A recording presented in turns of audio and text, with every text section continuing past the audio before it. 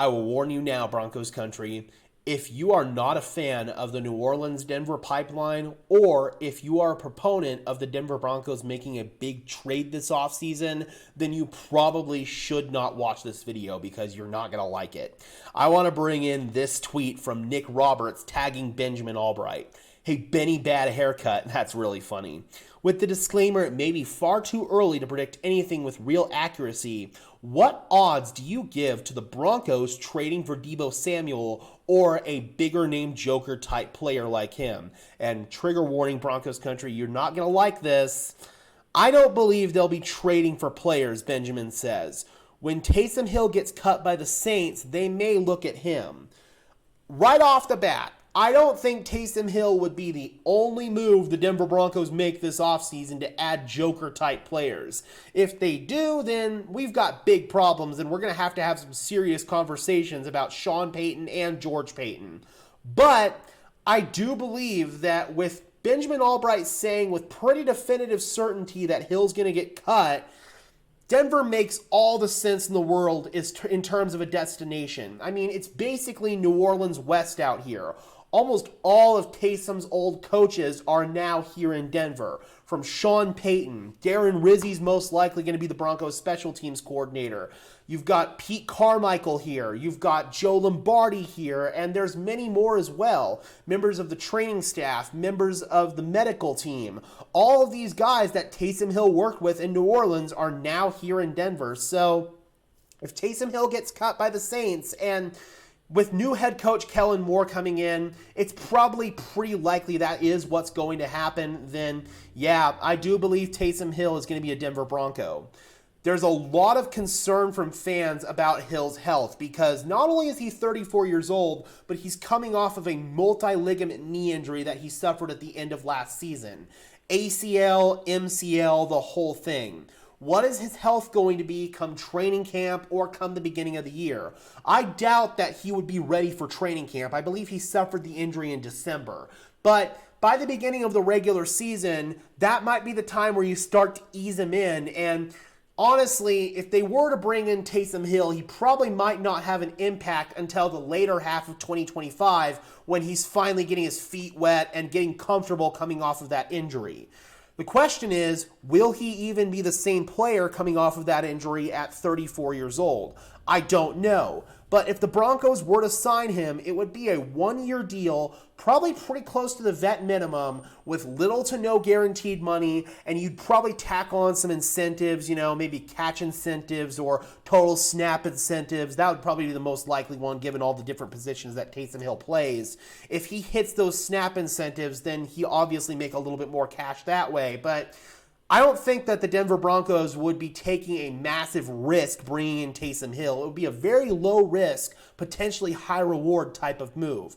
Taysom Hill could help you out in the run game, both as a blocker as well as actually at tailback. The Saints were lining him up at tailback quite a bit in his last couple of years.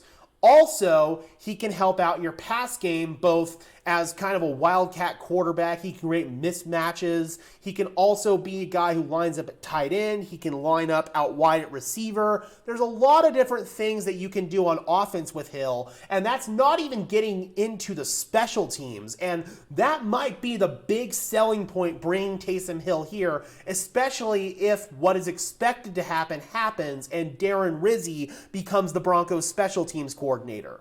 Rizzi loves Taysom Hill. He's a great personal protector on punt. He's a special teams ace, makes a lot of tackles on special teams. So that could be the one reason, if nothing else, that the Denver Broncos bring in Taysom Hill just to be a good special teams player that can provide some snaps for you on offense. But Taysom Hill just makes a lot of sense to me, even with some of the associated risks, and I don't think it's much of a risk because if he doesn't work out, you just cut him. Sorry, Taysom, it didn't work out, and you move on. It's that simple. You're not going to be risking any guaranteed money, so yeah, I think that makes a lot of sense.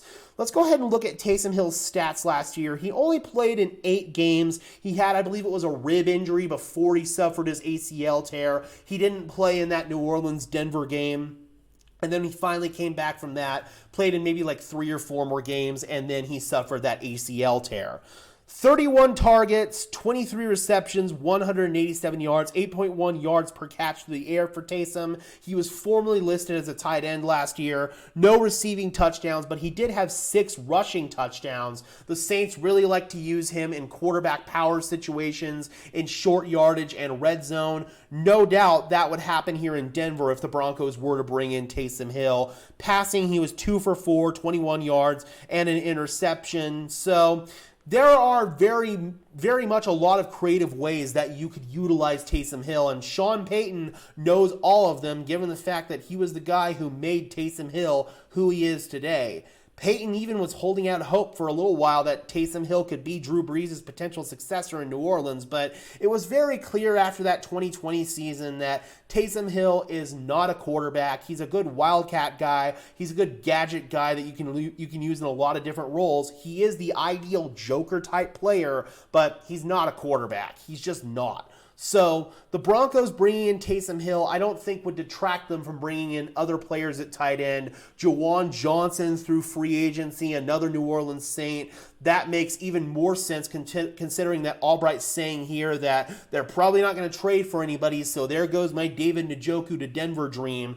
And they're probably not going to trade for anybody at wide receiver either, given the fact that this original question was about Deebo Samuel. So no Deebo Samuel, no Garrett Wilson, and no Cooper Kupp. But free agency is probably going to be where you're going to look, as well as the draft, for the Denver Broncos to add depth this offseason to their roster. And Taysom Hill, if nothing else, he's quality depth that's probably going to come at a pretty cheap price.